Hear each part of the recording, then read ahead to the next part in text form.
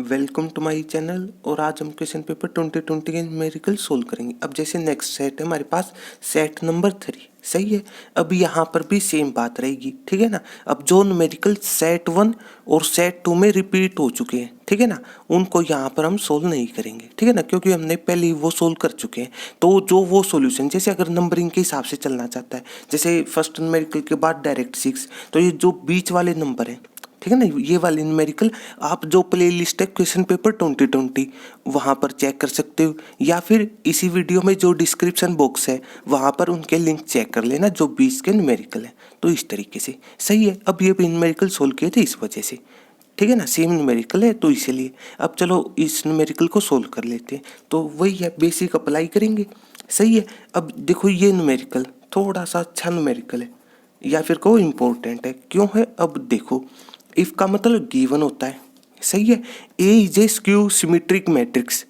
सबसे पहले तो आपको ये पता होना चाहिए कि स्क्यू सिमेट्रिक मैट्रिक्स होती क्या है। सिंपली कह दो जिसका ट्रांसपोज, जैसे ए मैट्रिक्स मान ली कि हमने स्क्यू सिमेट्रिक है, सही है। तो स्क्यू सिमेट्रिक होती कब है? जब ए का ट्रांसपोज -a के बराबर आ जाए, इस तरीके से, सही है। और अगर माइनस हट जाए तो सिमेट्रिक मैट्रिक्स, ये बेसिक टर्म है, सही है। तो इस तरीके से उसका ऑर्डर दिया हुआ है। अब हमें क्या निकालना है? देन द वैल्यू ऑफ ए का डिटरमिनेंट, सही है। तो हमें तो केवल इतना पता ना स्क्यू सिमेट्रिक के बारे में, सही है। तो ए के डिटरमिनेंट को डायरेक्टली हमें पहुंचना है। टारगेट क्या है? ए के डिटरमिनेंट पर पहुंच जाओ, तो कर लो। तो दोनों साइड, इसी वजह से दोनों साइड डिटरमिनेंट ले आओ, काम की बात है। तो इस तरीके से सही है ना। ये स्टेप क्यों किया? क्योंकि हमने इस रिजल्ट तक पहुंचना था, सिंपल सी बात है। तो इस तरीके से अब इसको आप कैलकुलेट कर लो, तो जैसे कितना हो जाएगा रिजल्ट। अब आपको ये भी बता था कि जैसे कोई मैट्रिक्स है, या तो उसका ट्रांसपोज करो फिर डिटरमिनेंट निकालो, मतलब ये वाली चीज़ें। जैसे या तो जैसे कोई मैट्रिक्स है उसका ट्रांसपोज करो।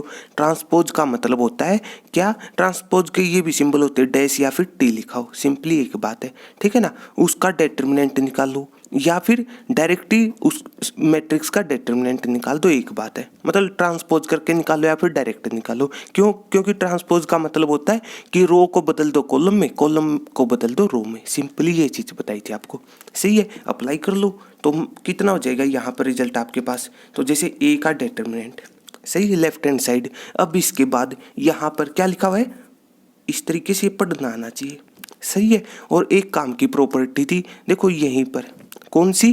कि जैसे डिटरमिनेंट के अंदर कभी कांस्टेंट हो, जैसे उसको के से रिप्रेजेंट करें हम, तो साथ के साथ कोई मैट्रिक्स है वो नहीं तंग करेगी। तो मैट्रिक्स जैसे उसका तो डिटरमिनेंट अलग से हो जाएगा, इस तरीके से। लेकिन जब भी कांस्टेंट बाहर आएगा, याद रखने की बात है, हमेशा ही उसकी पावर चली जाएगी n। और n क्या होगी? जो भी ऑर्डर है, सही है, जो भी ऑर्डर है। हमें पता होना चाहिए जो स्क्यू सिमेट्रिक मैट्रिक्स है अपने आप स्क्वायर मैट्रिक्स भी होती हैं। ये सारी चीज़ें आपके साथ डिस्कस हो चुकी हैं। जो प्लेलिस्ट है जैसे जिस भी चैप्टर के, वहाँ पर चेक कर लेना। तो इस तरीके से सही है। तो बस यहाँ पर ये वाला काम की बात, ठीक है ना। तो जैसे अब कितना हो जाएगा आपके पास, तो -1 एज इट इज, उसकी पावर n हो जाएगा, सही है। और n कितना न्यूमेरिकल के हिसाब से ऑर्डर 3 है, तो मतलब n आपके पास 3 है। तो इस तरीके से सही है। अब इसके बाद तो लिख दो आप राइट हैंड साइड को, तो इस तरीके से सही है। मतलब केवल ये चीज़ अप्लाई कर ली यहाँ पर, सही है। अब आपको पता है कि -1 की पावर ओड पावर, 3 क्या? ओड पावर, सही है। तो ओड पावर में अगर अंदर नेगेटिव साइन है तो नेगेटिव रहेगा, तो मतलब माइनस साइन बचेगा। इवन में कैंसिल हो जाता है, सिंपल सी बात है, सही है। और इस तरीके से लेफ्ट हैंड साइड आपकी ये है और राइट हैंड साइड ये है, सही है। अब एक साइड ले आओ दोनों को, जैसे इस साइड राइट हैंड साइड ये माइनस का है, तो लेफ्ट हैंड साइड आएगा तो प्लस का हो जाएगा, और ये प्लस का था मतलब 2 का काम कर देगा, इस तरीके से, सही है। और राइट हैंड साइड में केवल 0 बचेगी। तो इस तरीके से बस इसके बाद कह दो डायरेक्ट ए का डिटरमिनेंट कितना आ जाएगा, 0/2 या फिर 0 कह दो। तो इस तरीके से तो आपका आंसर ये रहेगा। न्यूमेरिकल थोड़ा सा अच्छा है, तो इस तरीके से। हाँ, अब इसको कोई चीज़, इस चीज़ को याद रखना चाहता है, रख लो कि स्क्यू सिमेट्रिक मैट्रिक्स का जब भी डिटरमिनेंट की बात आ जाए, सही है, जब भी डिटरमिनेंट की बात आ जाए तो रिजल्ट 0 आएगा। लेकिन कब आएगा? केवल और केवल कब? जब ओड पावर हो या फिर ओड ऑर्डर को, तो इस तरीके से, जैसे n की वैल्यू 3 थी तो इस तरीके से। सही है, यहाँ पर हमने डायरेक्ट कट क्यों नहीं किए, जैसे लेफ्ट हैंड साइड में का डिटर्मिनेंट है, राइट हैंड साइड में भी हम डायरेक्ट कट कब कर सकते, जब हमें पता हो वो चीज़ नॉन जीरो। ये काम की बात है, स्पेशल पॉइंट है ये। सही है, जब नॉन जीरो तभी हम दोनों साइड सेम फैक्टर से मतलब कट कर सकते हैं, तो इस तरीके से। सही है, कहने का ये मतलब है इस तरीके से जैसे लिखा हुआ था रिजल्ट है।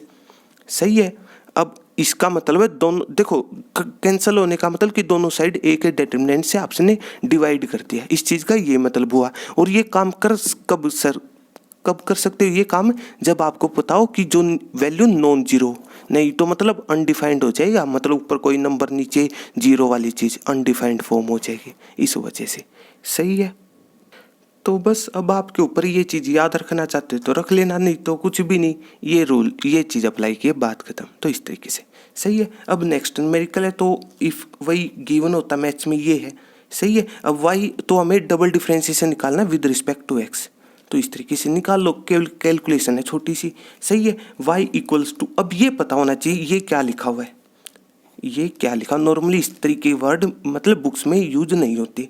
सही है, पता होना चाहिए आपको लॉग, ये तो जैसे फंक्शन है, लॉगरिथमिक एक फंक्शन है और ये उसके पहले सेट के एलिमेंट, ये पता होना चाहिए। X square by E square यहाँ पर किस चीज़ का काम कर रहा है, ये फंक्शन है और ये उसके पहले सेट के एलिमेंट है, तो इस तरीके से। सही है, और ये जो डिवाइड में ई लिखा ना, या फिर को नेचुरल बेस का आ जाता है इसको, ठीक है ना। इसका सिंपल सा मतलब है कि लॉग के साथ जो भी वैल्यू हो वो अप्लाई कर दो इस तरीके से।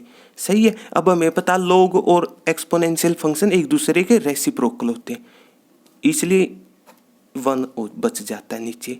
सही है, और इसलिए जब भी नॉर्मली लॉग लिखा हो ना, जैसे बुक्स में कहीं पर भी कोई भी न्यूमेरिकल सोल्व किया हो हमने, ठीक है ना, आप चेक कर लेना कहीं पर भी, जैसे मान लो log x लिखा है तो वहाँ पर इसलिए ये लिखते नहीं क्योंकि नीचे 1 है इस वजह से। सही है, सारी चीज़ों का मतलब आपको पता होना चाहिए। सही है, लेकिन ये कब तक नहीं लिखेंगे, जब तक केवल ई है, अगर कोई और वैल्यू आई तब तो लिखना पड़ेगा, तो इस तरीके से। सही है, बस इसके बाद ये वाई हमारे पास है तो डायरेक्टली डबल डिफरेंशिएशन निकाल दो, तो जब पहला निकालोगे बेसिक रूल अप्लाई कर दो डिफरेंशिएशन का। सही है, तो लेफ्ट हैंड साइड में वाई का with respect to X, right hand side में सबसे पहले log का, तो log का क्या तरीका बताया था कि 1 बाई जो भी उसका मतलब उसके पहले सेट का एलिमेंट है वो लिख दो आप, 1 बाई जो भी ये चीज़, इनटू में अंदर मतलब इस चीज़ की मल्टीप्लाई कर दो आप, डिफरेंशिएशन करो इसका। तो अब देखो इसका होगा X square by E square का, तो मतलब 1 बाई ई स्क्वायर तो कांस्टेंट है, जब तक डिफरेंशिएशन कंप्लीट ना हो जाए मल्टीप्लाई में लिखते रहना। सही है, और केवल एक्स स्क्वायर का होगा, एक्स स्क्वायर का with respect to X calculation है पावर रूल से, पावर आगे पावर में से कम वो वाली चीज़, तो 2x हो जाएगा। सही है, सारी चीज़ें आपके साथ डिस्कस हो चुकी है, तो इस तरीके मतलब केवल कैलकुलेट करना आपने। सही है, तो इस तरीके से अब कर लो कैलकुलेट, जैसे स्क्वायर से स्क्वायर कैंसिल तो कितना बचेगा 2 बाई, अब x एक पावर कैंसिल हो जाएगी इस तरीके वाली।